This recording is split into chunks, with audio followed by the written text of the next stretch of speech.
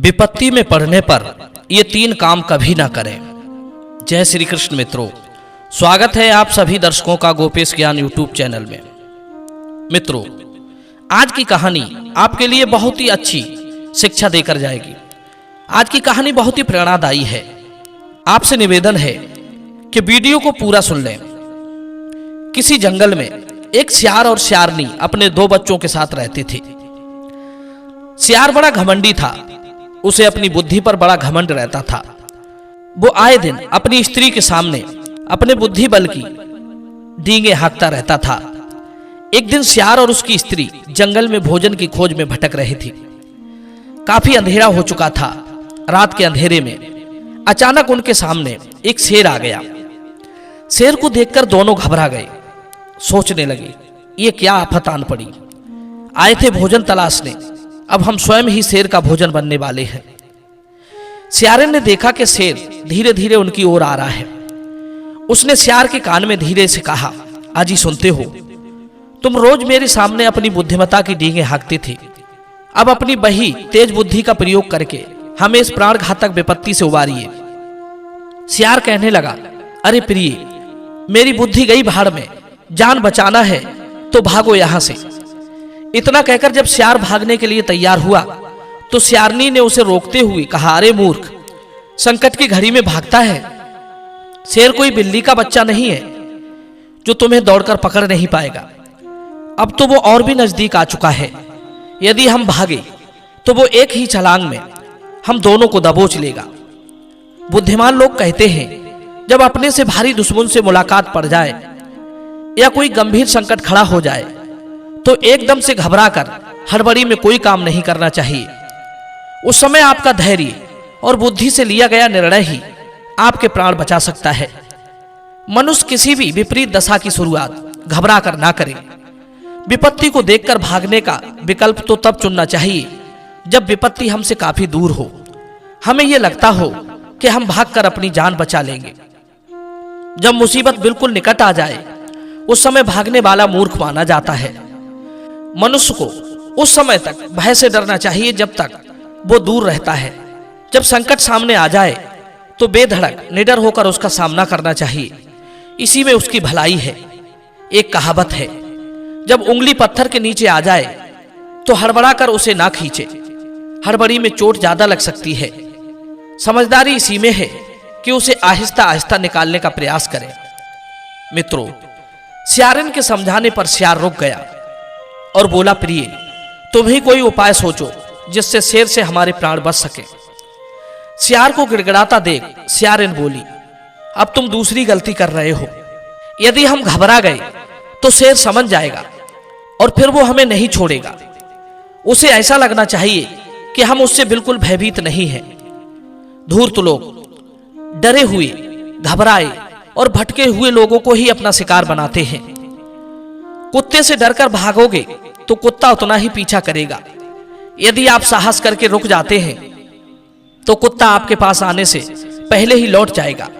प्रिय बंधुओं, इस प्रकार सियारन ने सियार को निडर बनाया। इधर शेर उनके बिल्कुल समीप आ चुका था।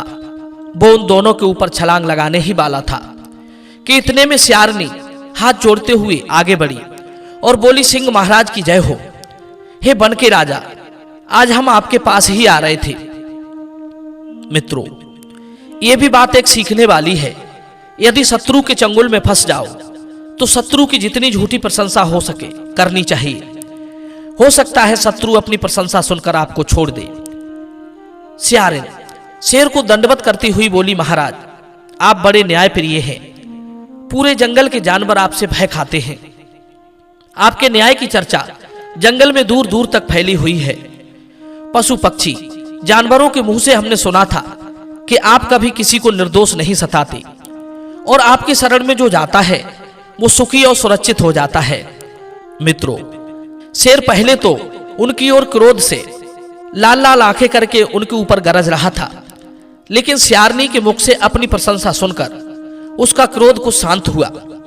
कहने लगा, तुम हमारे पास किस लिए आ रहे थे? सियारन बोली, महाराज, हम दोनों पति पत्नी हैं और हमारे 3 बच्चे हैं। हम लोगों के बीच हमेशा झगड़ा होता रहता है। इसलिए हम चाहते हैं कि हम दोनों अलग अलग हो जाएं।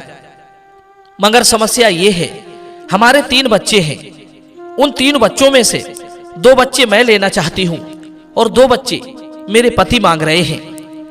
हमारे बच्चों को लेकर बंटवारा नहीं हो पा रहा है। हम क्या करें? आप मेहरबानी करके हमारे घर चलिए और हमारे बच्चों का बंटवारा कर दीजिए। मित्रों, सियारनी की बात सुनकर शेर मन ही मन बड़ा खुश हुआ। सोचने लगा, 2 तो ये हैं और 3 इनके बच्चे मिलाकर काफी भोजन हो जाएगा। चलो चलते हैं, हम तुम्हारे घर चलकर तुम्हारा झगड़ा ही खत्म कर देंगे। सियारनी शेर की मनसा को भली भांति समझ रही थी।